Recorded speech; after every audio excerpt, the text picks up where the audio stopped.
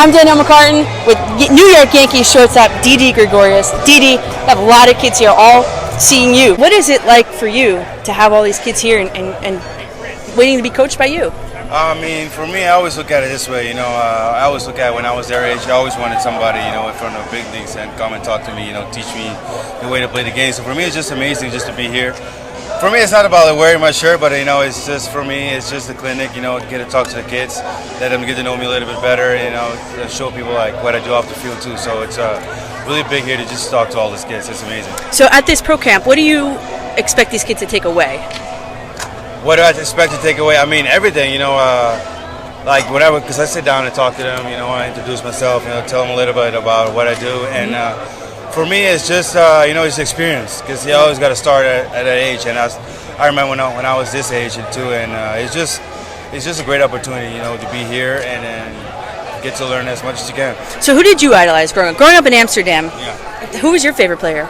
I had a lot actually. I had Ken Griffey, I had Derek Jeter, I had Barry Bonds, I had Pokey Reese. I mean, it's basically just everybody that's played in the big leagues, because.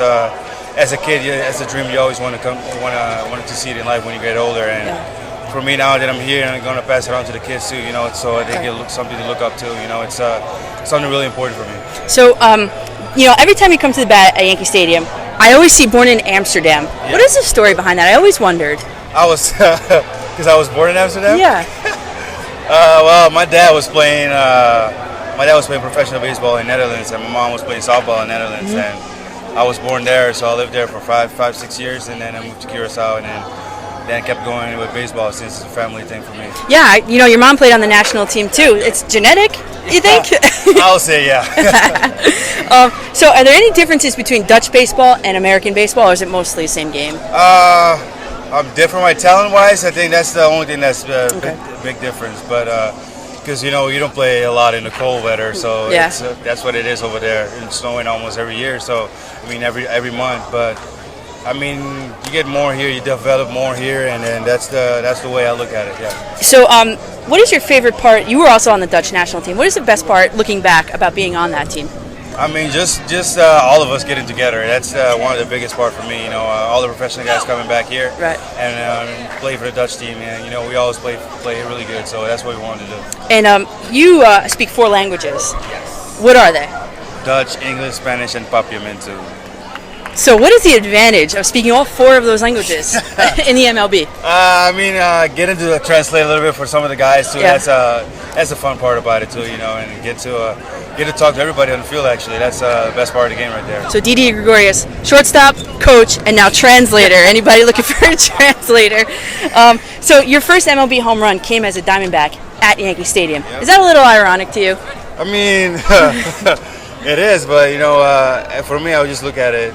It's amazing opportunity for me. Just get in the big leagues, be in the big leagues again, and hit a home run at Yankee Stadium. Then a couple years later, get traded to play in the Yankees. Yeah. So it's get a chance to hit it as a visiting and now as a home team. So now, speaking of home runs, now the MLB, it's true, they're thinking about adding pitchers to the home run derby. What do you think about that? Adding pitchers to the home run derby? Yeah. If they want to do it, they can do it, but I don't know what to say about that. So. Do you have it's their choice? So who do you think, if you could make a guess, who would you put your money on? I have no clue, to be honest. I have no clue, to be honest. Coming to New York, taking over for Derek Jeter, what was it like to take over the captain's shoes? Well, I always tell everybody this. I'm not trying to fill in his shoes. He did everything he did in 20 years. It's a successful career. Everybody's an icon here in New York. Right. And I'm just here to try to play my game. So I'm not trying to be him, but. It's just here to try to play the game, be the best me that I can be when I go out there and try to be a better player. So you started a little rough in New York. You're on fire. You've been on fire.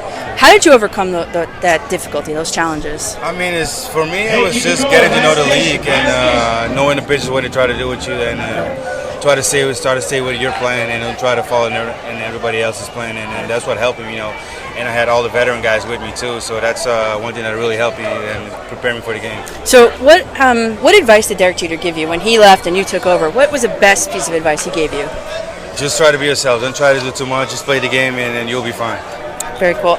So now this season, you've gone from being one of the youngest guys on the team quite quickly to being one of the leaders on the team. How have you embraced that leadership role? I mean, I always look at it, we always want to help everybody. I've been helped a lot, so why not just pass it on, helping other people, because you're a team, you want everybody in your team to succeed. So that's how I look at it, if you want to push everybody in the right way and try to get their best foot forward. I mean, that's how you want to be in the game. So you want to help everybody out. Sometimes you need help too. So they come and talk to you. So it's just everybody's helping each other out. That's what I want. So the baby bombers, and we're talking Judge, Sanchez, and Austin. What advice have you given them? What advice? I mean, just play the game. They've been having a really good year in the minor leagues, and so why try to change it when you make it to the big leagues? You try to stay consistent, do your own thing, and then be ready every game. So you and I were both at the '96 Dynasty game. I was in the bleachers though. You were on the field. What is the impact of seeing the '96 reunion? Just on the field with those guys, the start of that dynasty. I mean, it's awesome. Just you see those guys play and how they did everything, and it's just unbelievable. Now you get to see them again and interact and talk with them. Picking their brains a little bit. That's why I tell everybody. You got to pick their brains if you want to get better in the game. So you got to talk to everybody. So whose brain did you pick? Almost everybody. Whoever I had a chance to talk to, I talked to. So it's not just one person. I talk to everybody. So are the Yankees poised for a playoff run in 2016? I mean, we're still fighting. We're not giving up. That's the one thing I think everybody should know, that we don't give up. We got to play hard every day. So I learned a little bit of Dutch on my own. Thank you is dank u wel. Yeah. Is that right? Yeah. Okay, so Danielle McCartan with Didi Gregorius at Procamp. Thank you so much. And have fun today. Thank you. Thank you. Thank you very much.